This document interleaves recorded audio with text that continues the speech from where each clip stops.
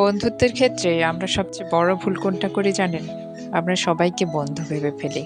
আমরা মনে করি আমাদের আশেপাশে যারা আছে, আমাদের সাথে যারাই হাসিমুখে কথা বলছে বা যারাই আমাদের আশেপাশে থাকছে, তারা সবাই আমাদের বন্ধু। কিন্তু এখানেই আমরা ভুলটা করে ফেলি। আমরা তাদেরকে বন্ধু ভেবে এমন কিছু কথা বলে ফেলি, এমন কিছু আচরণ করি বা এমন কিছু শেয়ার করে ফেলি যে জন্য ভবিষ্যতে অনেক বেশি পস্তাতে হয়।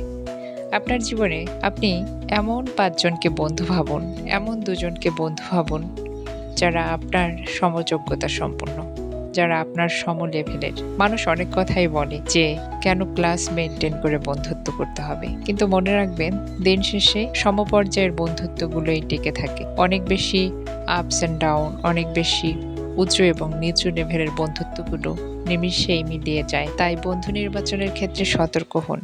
কিন্তু আরেকটি বিষয়, আপনি যে ৫ জন বন্ধুকে বন্ধু ভাবছেন, যে ৫ জন মানুষকে বন্ধু ভাবছেন, সবসময় মনে রাখুন এই ৫ জনের মধ্যে এমন একজন আপনার সাথে এমন একটা সময়ে গিয়ে এমনভাবে বিট্রে করবে যেটা আপনি মেনে নিতে পারবেন না, বা এমন আচরণ করবে আপনি মেনে নিতে পারবেন না।